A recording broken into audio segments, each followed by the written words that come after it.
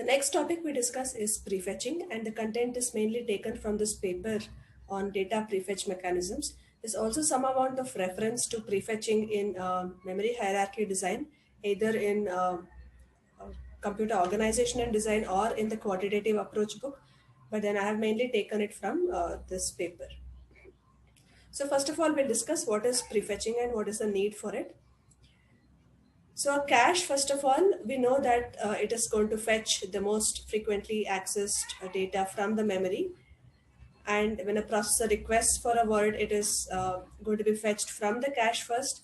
And if it is a miss, then it is going to be fetched from the memory.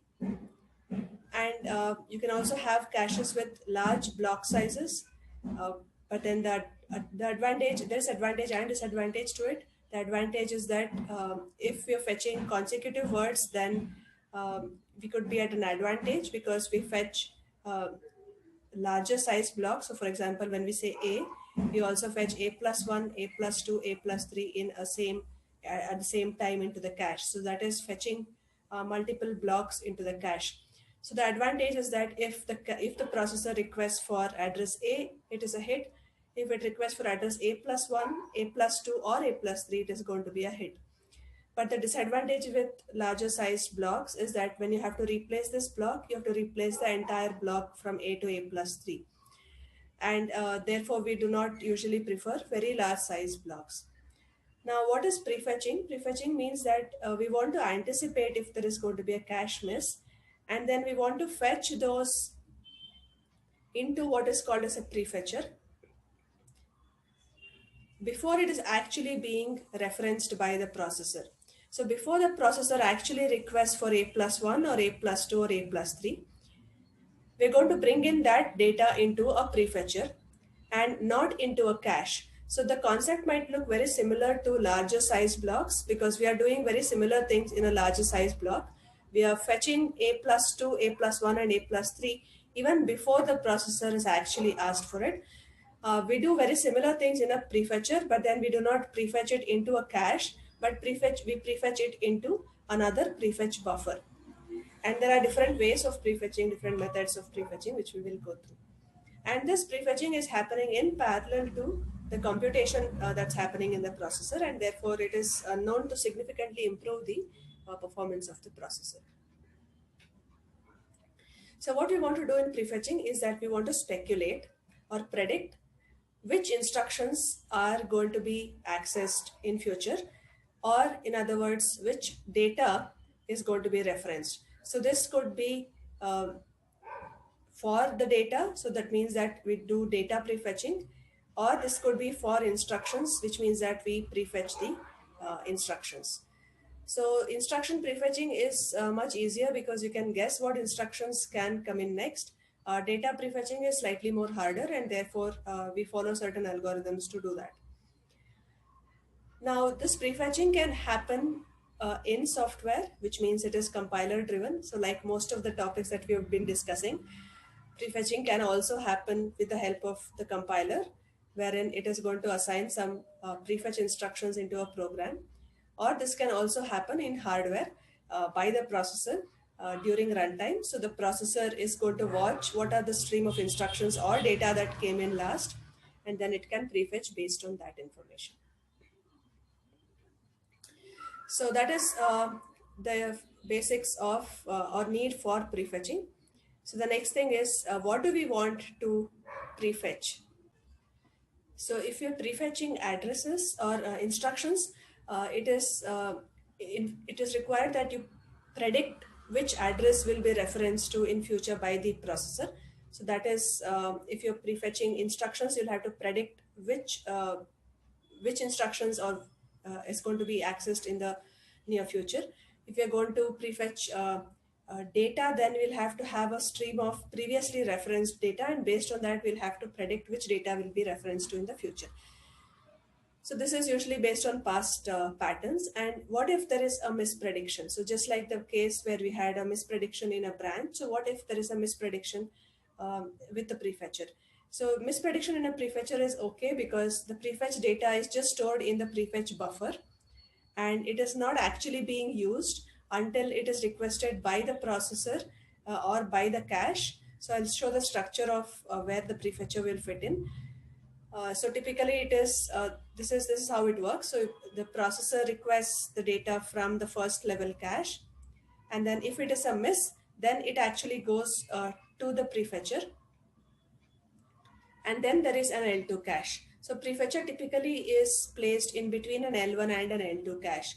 So it is okay if the data is mispredicted, so because it is not really being used anywhere until the cache or the processor requests for it.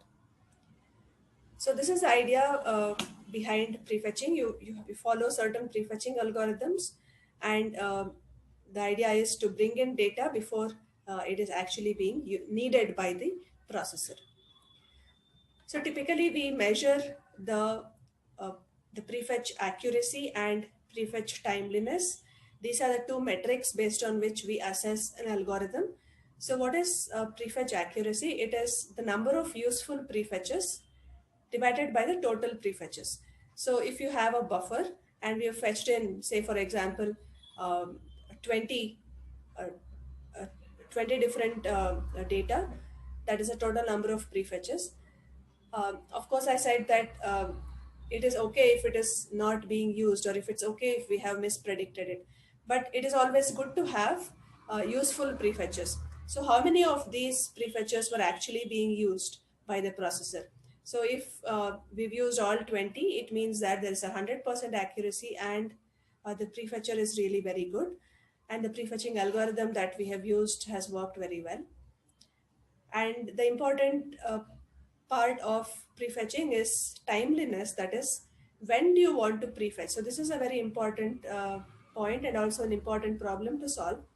So when do we actually want to prefetch? How do we figure out what to prefetch and when to prefetch? So I'll actually demonstrate what will happen if you prefetch too early. So if you prefetch too early, what could happen is that too early in the sense, too early as compared to when the processor actually asks for it, or when the processor needs the data. So the processor needs the data at certain point in time, and if you're prefetching it really very early, then it means that you're probably replacing some data in this buffer, because you're prefetching some data, you're going to place it in a buffer, and after some time the buffer will run out of space and you'll have to replace the data. So if you prefetch too early, you might actually replace many other useful data. And also another disadvantage with this is, let's say we've prefetched it too early, and a lot of time has passed and then we have not used this data. So what could happen is another data could come and replace this particular data. So by the time, let's say this is memory location X, which is actually prefetched, and I need it at this point in time. So I need the data X at, let's say, t equals 100, and I've prefetched it at t equals 10.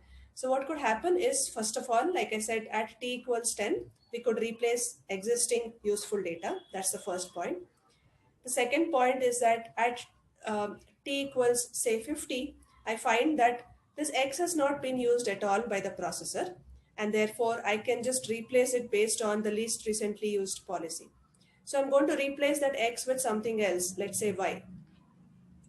So by the time t equals 100, when the processor actually needs X, I have actually replaced it. So that is the disadvantage of prefetching too early. So you should not prefetch it too early. And of course, you should not prefetch it too late. So there is no point in bringing in X or prefetching X at time t equals 101, because it is needed by time t equals 100. So in such a case, then the processor will have to stall, and as per our hierarchy, if we have the processor, L1 cache, prefetcher, and L2, the processor will have to stall to bring in data from L2 in case where you prefetch too late. So the timeliness of prefetching is actually very important. So to demonstrate what happens if you prefetch too early or late, this is a timing diagram taken from this paper. So let us first look at the case where there is no prefetching. So this is time on the x-axis. Let us assume that this processor This is the computation. So the processor is performing some computation and it has requested for access to some data from the memory. And that is a cache miss. So this is a cache miss at this point in time. It has requested for R1. So what happens typically is that there's no prefetcher here. So it requests for the data. It's not present in the cache. So it's a cache miss and it goes to the memory. So this is the memory access here. There is a certain time required for memory access. Let us assume that is 5 units of time. And then the data is brought back and the processor resumes its computation with R1. And then later on there is a request for R2. There is again a miss. It goes to the memory, brings it back, and so on. So overall, for 3 memory accesses, it has taken, and computation for 3 memory accesses plus computation by the processor, it has taken about 40 units of time. So this is without prefetching. Now let us assume that we are going to do prefetching, and it's called perfect prefetching. That is, the data is prefetched just at the right time. So now let us go through this sequence. Now here this is the prefetch that is happening. So you look at this particular pattern here. So that is the prefetch here.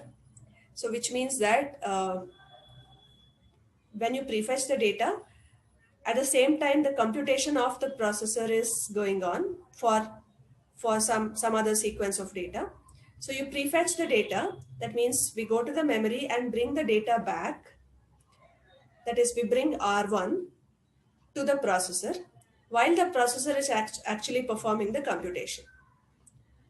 And then let us assume that at this point in time, the processor has requested for R1, just like how we did at time unit 4.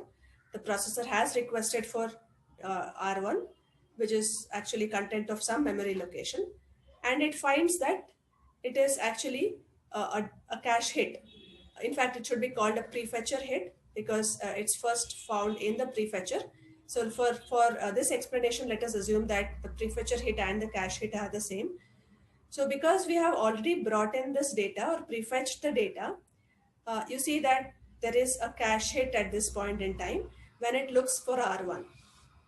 So the processor doesn't have to go to the memory and come back at this point in time at time t equals 5, because the data is already available in the prefetcher at that point in time. So it can go ahead and do its computation. So similarly for R2, again we prefetch just in time so that when the processor requests for R2, it is going to be a cache hit. So this is what is called as perfect prefetching, which means that by the time the processor actually needs that value, you've already prefetched it and it is available in the cache or the prefetcher. So for this, you need to exactly know what is this latency to bring in data from the memory. And you also need to know how much, how many more prefetching you have to do. So do you have to just prefetch one data or prefetch 2 or 3 more data? So all of that information is required. So basically, when do you prefetch it? For perfect prefetching is we need to prefetch it such that this memory latency is taken care of, and you need to know exactly that that many cycles or that much of latency. Now let us also see what happens if you prefetch it late. So remember that here we prefetched it at time t equals 1. So let us say that we are doing that prefetch here at time t equals 4. So of course, when you prefetch it, the request goes to the memory and then you're bringing the data into the processor. But then at time t equals 5, the processor has requested for R1, whereas the data is not yet available because we issued the prefetch request late, and therefore that data is going to be available only at t equals 10. So the processor will have to stall for these many cycles, and at t equals 10, it can start its computation. So that is the disadvantage of prefetching it late. So this is called degraded prefetching. Also, let us say that another example for R2, we start prefetching at time t equals 15, whereas the processor requests for the data at time t equals 18. This is still much better than the previous case here because we have started 3 units of time early. So there is going to be some amount of a stall here, although the time duration of the stall is slightly less, but still there is a stall by the processor. The other case is when you prefetch it too early. So this is a case where you prefetch the data at time t equals around 21, while the actual data is required by time t equals 30. So of course, this is good in the sense that if the processor requests for the data, it doesn't have to stall. There is no stall here. But then the disadvantage is that when you bring in data too early, like I mentioned in the previous slide, you could actually be replacing some useful data. And if, for example, the processor does not require R3 at this point in time, then you might also end up replacing this prefetched data. So that is, those are the two disadvantages, and therefore this timeliness is a very important parameter for prefetching.